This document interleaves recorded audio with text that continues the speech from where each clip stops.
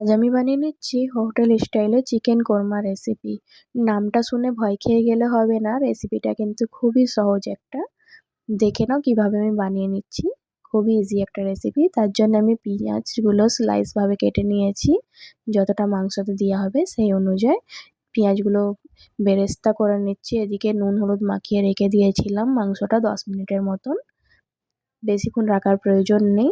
আর মাংসটা এদিকে বেশি করে তেল দিয়ে আমি ভেজে ভালো করে একটু ফ্রাই করে নিচ্ছি। আর এদিকে একটা মশলা করে নিই। মশলাতে আমি দিয়েছি গোটা জিরে, ধনে, মৌরি, বড় এলাচ, ছোট এলাচ, একটু দালচিনির টুকরো আর লবঙ্গ ভালো করে একটু ড্রাই রোস্ট করে নিলাম। নিয়ে আমি ভালো করে পিষিয়ে নিচ্ছি।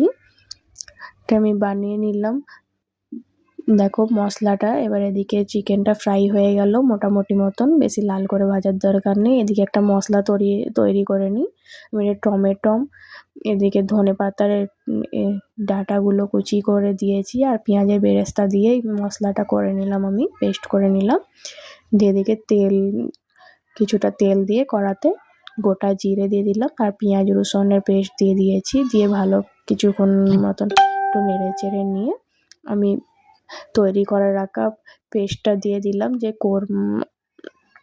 চিকেন কোরমার জন্যে যে পেস্টটা রেডি করেছিলাম পেঁয়াজের বেরেস্তা দিয়ে, ওইটাকে দিয়ে দিলাম। দিয়ে ভালো কিছুক্ষণ মতন আমি কষিয়ে নিলাম।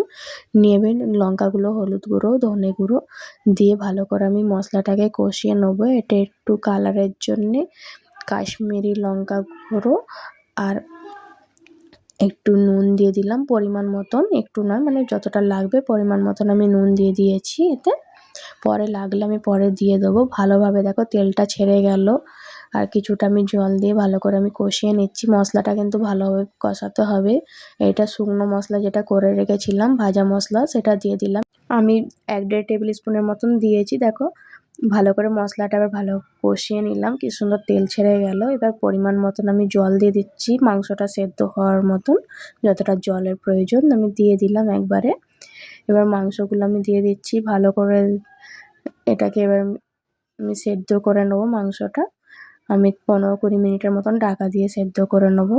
এবার ঢাকা খুলে দেখছি মাংসটা ভালোই সেদ্ধ হয়ে গেছে। কালারটা একদম পারফেক্ট এসছে, খুব সুন্দর লাগছে। এবার ওপর থেকে আমি পেঁয়াজের বেরেস্তা যেটা তুলে রেখেছিলাম কিছুটা, ওটা ছড়িয়ে দিলাম। আর ধনেপাতা কুচিয়ে রেখেছি, ধনেপাতাগুলো ছড়িয়ে দিলাম। দিয়ে ভাজা মশলা দিয়ে আমি নামিয়ে নিচ্ছি। যে ভাজা মশলাটা করা ছিল একটু দিয়ে নামিয়ে নিচ্ছি। দেখো আমার রেডি হয়ে গেছে মাংসটা, চিকেন কোরমা। কি সুন্দর লাগছে দেখতে, কালারটাও পারফেক্ট। এটা রুটি, পোলাও, পরোটা যেকোনোর সাথে তোমাদের খুব ভালোই লাগবে খেতে। তোমরা বাড়িতে ট্রাই করে দেখবে। যদি রেসিপিটা ভালো লেগে থাকে একটু লাইক শেয়ার করে দেবে, সাবস্ক্রাইব করে পাশে থাকবে। দেখা হবে নেক্সট ভিডিওতে। এখনকার মতন বাই বাই।